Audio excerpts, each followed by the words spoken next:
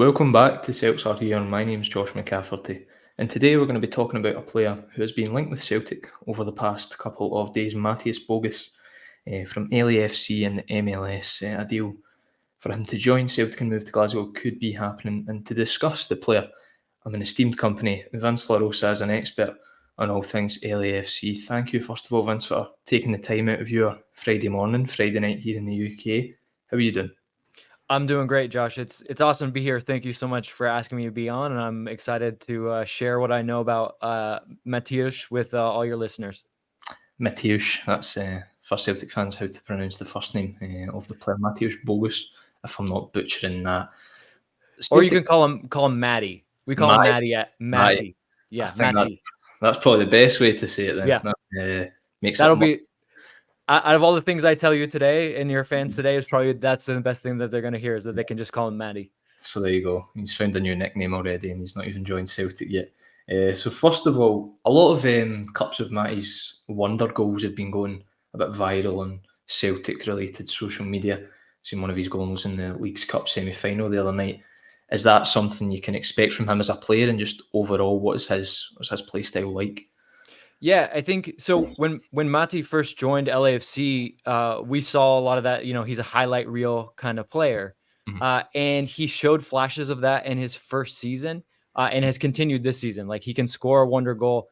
I think one of the things we learned about him early on was he can strike a ball really well. Like, he's a shooter. He can hit any kind of shot you want, whether it's power, a little bit of bend, but he's now become more consistent. So he's not just that highlight player. His finishing has gotten better to where he's finishing the goals that you expect him to finish, as opposed to just hitting those wonder goals where you're like, oh, that's incredible, I can't believe he scored that. But now he's scoring those half chances, and maybe those ones that are a little bit harder than a half chance that you would expect a top player to hit. And in terms of position, obviously, looking on stats based on Transfermarkt and other sites about Matty's position, obviously looks like he can play striker. He played on the left side of a front three the other night, I believe. What do you think his best position is? I think that's the toughest question, to be honest with you. The good news is this: he can play anywhere across the front line. He played earlier this season before LAFC signed Olivier Giroud. He was playing a lot of false nine, and he was doing well at it. He was scoring goals. He was setting up teammates. He's a really good attacker in transition. So as a false nine, that helps if you can get him as an outlet with a progressive pass, and then he can move the ball forward. He can play on the wings, although I would say he's more of a wide forward. He's not the type of winger that's going to go really to the touchline and then get by his marker and then send across. And he'll come into that half space and then continue to kind of do those false nine things. So it'll be interesting to see if he does end up moving to Celtic, where he kind of fits in with your team and how they best use him. But as long as he has a little bit of freedom to kind of read the game and go at opponents, he's a dribbler. He likes to get out in open space. As I said, he's devastating in offensive transition. I think it's a player you'll really like. He has played, I'll add, a little bit of midfield. I think he's an okay midfielder, right? He has the skills. He has close control, good dribbler, pretty good passer. I don't think he's really that good in build-up. So if you're going to use him as a midfielder, he needs to be higher up the field. That's probably using him to a better of his abilities. But I think at the end of the day, really, like I said, any kind of attacking role is best for him. Do you think a sort of advanced midfield role, an advanced 10, because that's one of the players, it's called Matt O'Reilly, Celtic might be losing this summer. He could be going to Brighton Hove Albion. He got 19 goals, 18 assists last season in the league and played in a very advanced midfield role, not contributing too much in terms of the build-up play deeper, but going forward, they contributed a lot. Do you think that's somewhere where Matty's to fit in? I do. I think, yeah, like if we're going to give him a position, and we're going to try to narrow it down, he's like a 9.5. Like, he's a little bit of a 10. He can play make a little bit. And then, of course, as you've seen from the goals and his ability to get in the box and get chances, he can play a little bit like as a 9. I don't think he's going to be scoring very many headers. But again, he can get on cutbacks. He can get into good areas in the box where he can finish. So yeah, like a 9.5, like I said, kind of a 10-ish playmaker where you allow him to be further up. And then, if you can get balls where he's basically running at a back line, he's going to be devastating for the team. That's very encouraging to to say the least. 23 years old, it was his birthday the other day, so Matty, if you're watching, happy birthday. I assume you're probably not. Still quite young in terms of being a footballer, because obviously footballers play till they're old in football terms these days. How much better do you think he can get and develop and grow as a footballer? I mean, just from what we've seen, he made an exponential jump this season. Last season, I think he had like 3 goals, 3 assists, and now he's in double-digit goals. He's reaching higher assists. So I think he really learned, like we said, he learned how to be a more consistent footballer in this past season. And so this would be obviously a jump and a level up for him to join Celtic, but I think he's got it in him, and I think he can still grow as a player. And he's honestly the type of player you like to watch because he doesn't necessarily disappear from games. He's always going to be running. So at least you'll see him out there. At least you'll see him giving his best, even if he's not having a good game. So I think that bodes well for a player that, yeah, it will be a level up, but I think he's shown that he has the ability to level up his game.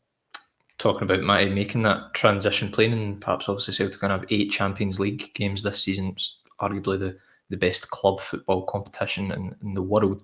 Do you think he could handle that step up and contribute in the Champions League for Celtic? That's tough. That's tough, right? Because you're right. It's Champions League, and that would be the highest level of football he's ever played in. I do know that being a young international, I know that Poland had some good attacker. Lewandowski, some guys that are kind of aging out. He obviously wasn't there with them at the Euros, but I do know that they've had kind of tabs on him. So if Poland thinks that he can play international football, I do think he can play in the Champions League. I'm actually just as eager as you would be to see him, see if he can reach that level. But I think it's just such a quality level that I would, you can't say 100% for sure, but if he can get out there and you can get him in the positions where he can thrive, he can do some things. Just on the national team side of things, obviously he's not had a senior camp for Poland yet. Do you think that's something that's playing on Matty's mind, that if he comes to Celtic and playing in Europe, could perhaps get better noticed by the Polish national team set up and make his debut for them? Absolutely. I mean, just proximity, right? Proximity helps. It is one thing, as you said, there's going to be a Leagues Cup final. It's Sunday here. It's early Monday morning where you are, right? So yes, I think that Polish coaches do take the time to then watch tape and do things like that, but it's so much easier when you can just watch the guy maybe a different hour difference. So I guarantee that that's something that he wants to do with his career. I know that he's had his chances in Europe at some lower levels with Ibiza, and he was with Leeds, but never really kind of caught on in the Premier League. So I think that that's definitely something that weighs on his mind, where he's like, I want to go back and prove that I am this level. And then obviously the next step will be to jump into that full national team. Yeah, that determination is something I think every football player has. On a transfer fee, there's obviously been several mentions. Scotland talking about £8 million, and us €8 million, €10 million being banded about dollars, whatever you want to say. Just from an LA perspective, what do you think the club should be looking for Mateusz? What do you think the club will be looking for Matty? And what do you think they'll eventually get if he goes? Mm-hmm.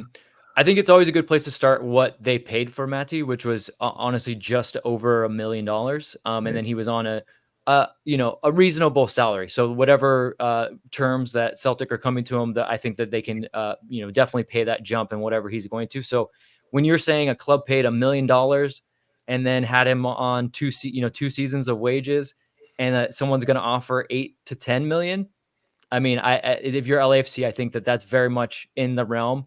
I know a lot of our fans, being LAFC fans and loving Matty, are probably thinking, oh no, this is a player that's worth 15, 20 million, but that's not the market. That's not what the real market is. I think 8 to 10 is a very fair amount, and one that LAFC would definitely very much consider. And honestly, this is coming at a time where Matty's not the only one that clubs are looking at. We've just gotten reports that Christian Oliveira, who's another winger, another young winger for LAFC, maybe going to Toluca for a kind of a similar amount. I think LAFC would be very reticent to lose both players, but if both players are going for the $8 to $10 million range, I think that's very good business, and they'd have to seriously consider it. Are you surprised that Celtic are the only club that's came calling for Matty so far this summer, or is it not much of a surprise? A little bit. Like I honestly think he could do well for a lot of clubs, in a lot of leagues. I mean, he's already played in the second division in Spain. I could see him joining a mid-table La Liga team or lower tier. I think, as you said, the Premier League might be a step up too much. There was a little bit of rumblings that Lazio was involved, but never. It was always just reports, right? Nothing that's ever gotten this far, and nothing really super credible. And I think Italy is another place where he could thrive in offensive transition and do some things even for like a Lazio. But yeah, a little surprised, but that's the way things kind of go. A lot of teams now just kind of kick the tires, and it never gets to like a concrete offer until and literally it's almost done. Yeah. And finally, you mentioned the League's Cup Final a couple of times. It could be a perfect swan song for Matty to win a trophy and what could be his last appearance for LAFC. Personally, do you think it will be his last appearance for LAFC? And do you think that's what's holding up a deal potentially, that once he plays that Cup Final, then things could eventually start to move? Yeah, I think the Cup Final is a big one, right? You don't want anything else in these guys' heads, especially they're playing Columbus Crew, who was the team that beat them in the MLS Cup Final. And actually, in the regular season, the Crew came to our home stadium and won 5-1. They dominated LAFC in every aspect of the game. Mati didn't have his best game in that game. So I think on his mind is getting a little bit of revenge, getting a little bit of silverware. And then moving forward, the only other complication is like our window is closed here. We can't make any actual international transfers. What the team can do is they can make free agent signings. So if a player was a free agent, unattached, they can still bring some players in. And even just, I was at the game the other day and Willian was there. And so anytime a player that, has played for Chelsea, played at high levels, is hanging out in Los Angeles and he happens to be a free agent and now all this other stuff is going on, there's a lot of smoke there. Right. So, I don't know if those are related at all, but I do agree with you. I think this final is an important match for LAFC. It's important for them for a couple reasons, obviously the revenge and all that, but just getting silverware in general. We're a young club, and anytime you can add to your trophy cabinet, it's good. It doesn't matter what competition it is. So I think, yes, after this game Sunday, I think we'll start to really get into how much closer this deal is along and how much concrete it is. So for any Celtic fans watching who are going to be up late on Sunday evening, the game kicks off at midnight on Monday morning. So if any of you are night owls, be sure to give that game a watch and potentially see Matty in action. One final question for yourself, Vince. It has to be a yes or no answer. Before the transfer window shuts here in Scotland on next Friday, do you think Matty will be a Celtic player? Yes. Yes. And can I give a little bit your explanation? A little bit. I think it comes down to what we were talking about with if the value is the reported, the offer is what it is. Yeah. So just a little bit of history about our team. LAFC has always bought youngish players that you may not know about with an eye to sending them off to Europe and return on investment. Yeah. A few players, they've had very good players and then held on to them maybe just a little bit too long and not gotten what they think they deserve for it. And again, we talk about Mati coming in for about $1 million, and let's say it's 8 million. Let's just be conservative. It's 8 million. That's quite a profit for an MLS team. You know what I mean? So I think that they've understood that more so. And even though I think a lot of LAFC fans would be upset with me saying that, I think it's time to get into the mode of we've been a great buying club. Now we need to be a great selling club. And unfortunately, to do that, you need to move some players on that maybe you don't necessarily want to at the time, but he may never reach a higher price tag. I mean, I think if he goes to Celtic and plays well, then the sky's the limit, right? You could talk about a player that could be a $20 million transfer, and then that's a nice bit of business for your club. But right now, an MLS player jumping to Europe to get a $7 million profit, that's tidy business. I think the club has to take that very seriously. And let's hope they take that seriously and the deal gets done, at least from a Celtic perspective, perhaps not from an LAFC perspective. Vince, thank you very much for joining me. Pleasure. Thank you. And if you're watching this video on YouTube, wherever you're watching it, like, subscribe, leave your thoughts on this potential deal below in the comments. Thank you very much for watching.